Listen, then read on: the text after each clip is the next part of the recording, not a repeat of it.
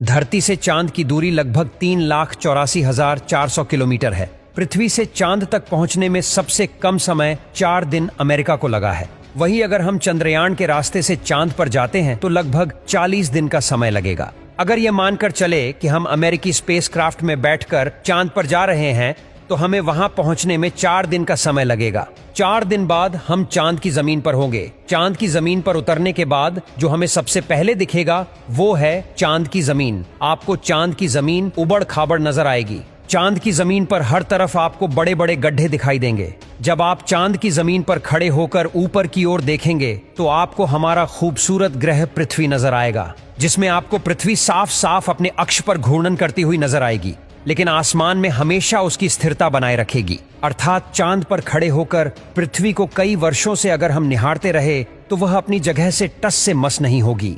चांद का गुरुत्वाकर्षण पृथ्वी के मुकाबले 6 गुना कम है, यानी चांद की जमीन पर जाने के बाद हमारा वजन 6 गुना कम हो जाएगा। यदि पृथ्वी पर आपका वजन 60 किलो है तो चांद की सरफेस पर आपका वजन केवल 10 किलो ही रह जाएगा। यानी चांद की जमीन पर उतरने के बाद आप अपने आप को काफी हल्का महसूस कर रहे होंगे। आप इधर उधर आसानी से उछल पाएंगे।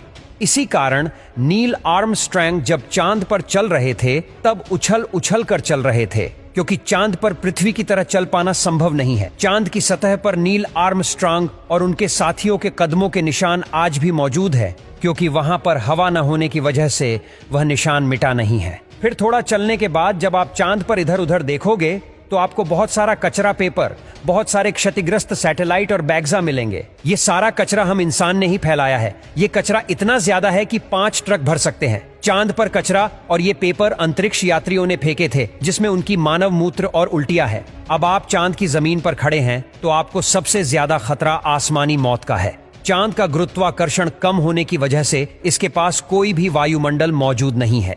वायुमंडल की नामौजूदगी के कारण वहां पर रहने वालों के लिए उल्का पिंड से मरने का खतरा लगातार बना रहता है। यानी आप चांद पर खड़े हैं और पता नहीं कब एक बड़ा पत्थर आसमान से गिरकर आएगा और आपकी मौत वहीं पर हो जाएगी। यही वजह है कि पृथ्वी से देखने पर जो चांद पर काले धब्बे दिखाई देते हैं, असल में वे धब्बे नहीं गड्ढे हैं, जहां पर सूर्य की रोशनी नहीं पहुंच पाने की वजह से वो धब्बे नजर आते हैं। सूर्य के बाद आसमान में सबसे ज्यादा चमकने वाली अगर कोई चीज है तो वो है चंद्रमा। जब हम पृथ्वी से आसमान की तरफ देखते हैं तो हमें नीला दिखाई देता है, लेकिन जब चांद से आसमान की तरफ देखेंगे तो हमें नीला नहीं बल्कि काला दिखाई देगा। यानी आप जब भी ऊपर आसमान की तरफ देखेंगे तो आपको लगेगा कि आप काले आसमान की दुनिया में आ गए हैं। अब चांद पर खड़े होकर आप बहुत बोरिंग फील कर रहे हैं और हम मजाक नहीं कर रहे। अमेरिकी अंतरिक्ष एजेंसी नासा ने वर्ल्ड रिकॉर्ड में अपना नाम दर्ज करवाते हुए चांद पर वाईफाई की सुविधा उपलब्ध करा दी है, जो कि 3 MBPS तक इंटरनेट स्पीड देता है। यानी आप आराम से चांद पर इंटरनेट चलाकर अपना एंटरटेनमेंट कर सकते हैं। अब आपका मन कर रहा है इंटरनेट तो बहुत हुआ, अब चांद से मैं पृथ्वी पर अपने घर फोन करके बात करता हूँ। आपने फोन मिलाया, फोन लग भी गया, लेकिन ये क्या आप बोल रहे हैं? लेकिन आपकी आवाज मुंह से बाहर नहीं आ रही है। जी हाँ, ये सच है। चांद पर आप कितना भी जोर से चिल्ला लें, आपकी आवाज मुंह से बाहर नहीं आएगी। धरती पर वायु की हमेशा हर जगह उपस्थिति रहती है, लेकिन चंद्रमा का अपना कोई वायुमंडल नहीं है, इसलिए वहां पर ध्वनि तरंगों का संचरण सामान्य रूप से संभव नहीं है। यदि आप चंद्रमा पर किसी को पुकार कर बुलाना चाहेंगे तो उस तक आपकी आवाज नहीं पहुंच पाएगी।